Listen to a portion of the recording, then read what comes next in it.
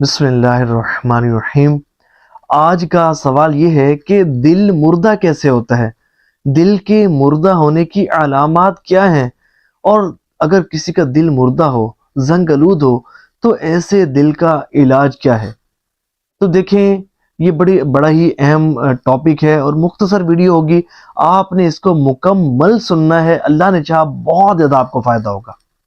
دیکھیں، اللہ کی نافرمانی اور گناہوں کی کثرت کے سبب بندے کا دل مردہ ہو جاتا ہے۔ دیکھیں، گناہ کر کے بندے کا دل سیاہ ہو جاتا ہے، دل تاریک ہو جاتا ہے، دل زنگ آلود ہو جاتا ہے، دل پر سیاہ داغ لگنا شروع ہو جاتے ہیں، دل پر سیاہ دبے لگنا شروع ہو جاتے ہیں، دل پر مہرے لگنا شروع ہو جاتی ہیں، اور ایسا دل سیاہ ہو جاتا ہے کہ بالکل سمجھے کہ گناہوں کی نحوست کے سبب تاریک ہو جاتا ہے۔ دیکھیں، جب آپ ایک گناہ کرتے ہیں نا، تو دل پر ایک دبا لگتا ہے، پھر دوسرا گناہ کرتے ہیں، پھر دوسرا دبا لگتا ہے۔ اس طرح گناہ کر کے جتنے بھی گناہ بڑھاتے جاتے ہیں، دل پر دبے، داغ، نقطے بڑھنا شروع ہو جاتے ہیں، اور پھر ایک وقت ایسا آتا ہے کہ گناہوں کی نحوست کے سبب دل کالا سیاہ ہو جاتا ہے۔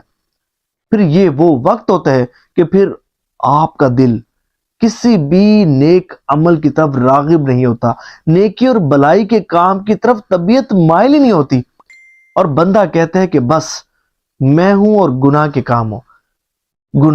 گناہ کے کاموں کی طرف طبیعت خوب مائل ہوتی ہے، خوب دل لگتا ہے، لیکن نیکیوں کے کام میں دل نہیں لگتا۔ ایسا شخص کہ جس کا دل مردہ ہو، جس کا دل زنگ آلود ہو، جس کا دل سیاہ ہو چکا ہو، تو اگر کوئی شخص اس شخص کو کھینچ کھانچ کر مسجد میں لے بھی جائے، تو وہ مسجد میں اس طرح تڑپتا ہے کہ جس طرح مچھلی پانی کے بغیر تڑپتی ہے، اور وہ اپنے آپ کو مسجد میں قید خانے کی طرح تصور کرتا ہے، اور اس کی کوشش ہوتی ہے کہ کسی طرح جلدی جلدی مسجد سے نکل سکے، مسجد سے باہر نکل آئے۔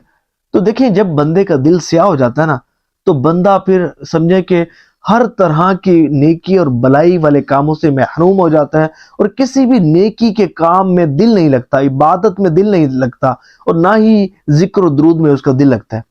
نفلی عبادات تو بڑی دور کی بات ہے، فرض عبادات بھی کرنا اس بندے کے لیے بہت مشکل ہو جاتا ہے۔